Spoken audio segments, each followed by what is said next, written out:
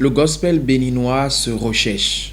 Le gospel béninois se recherche parce que quand on fait une étude comparative, le Togo à côté qui s'est réveillé récemment, je veux dire il y a moins de 10 ans, vous voyez qu'ils ont des chantres bien en place, qui ont des morceaux qui sont un peu partout dans le monde. Peut-être à part les anciens morceaux de John Megan, Anna Teko en outre mesure, j'ai fait plusieurs destinations. Dieu m'a donné la grâce de faire plusieurs destinations en Afrique, dans le monde.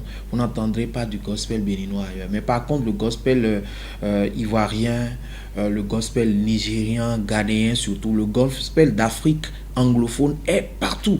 Partout, vous arrivez partout, on connaît les Joe Mental, les Sonny Bandou, on connaît les Deborah Lukalou, mais chez nous, nos chantres n'arrivent pas encore à émerger et surtout avoir des conditions de vie qui leur permettent de vraiment s'éclore. Il y a un travail de fond à faire et c'est peut-être le lieu de lancer un appel à l'association des chantres. Je crois qu'il doit en avoir deux, le CAB que dirige Papa John Megan et les chantres unis que dirige Ange Arwangonou.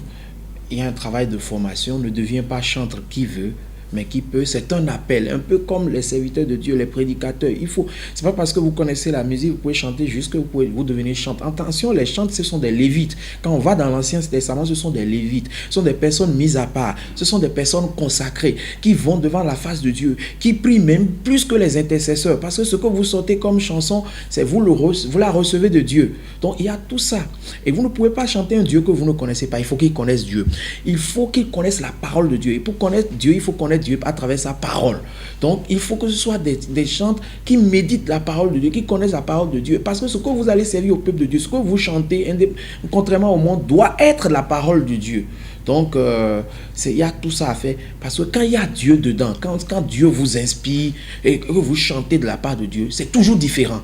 C'est différent. Donc, il y a ce travail de fond à faire. À partir du moment où vous mettez Dieu en avant et vous laissez Dieu vous guider, le Saint-Esprit est votre conducteur, il n'y a pas de manière, il n'y a pas outre mesure. Vous allez avoir des chantres qui vont exploser, dont les talents vont exploser et sortir des frontières béninoises. Mon ministère fait que j'apporte plusieurs églises et j'ai fait un constat qui est général.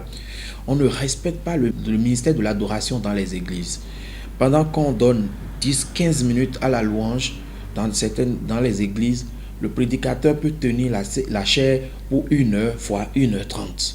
Donc il faut que on puisse reconsidérer le ministère des chantres dans les églises. Au pasteur, s'il vous plaît, c'est le seul ministère qui va demeurer. Parce que la Bible déclare dans l'Apocalypse que lorsque nous allons dépourvus de ce corps corruptible et que nous serons au ciel, nous allons nous joindre aux 24 vieillards pour continuer à adorer Dieu, à adorer le Père en esprit et en vérité, en disant Saint, Saint, Saint, Saint est l'Éternel. C'est de l'adoration. C'est le seul ministère qui va continuer après cette terre-là. La prédication ne va pas continuer. L'intercession ne va pas continuer. Donc, il faut déjà que nous donnons l'importance au ministère de l'adoration, au ministère des chantres, déjà quand nous sommes ici.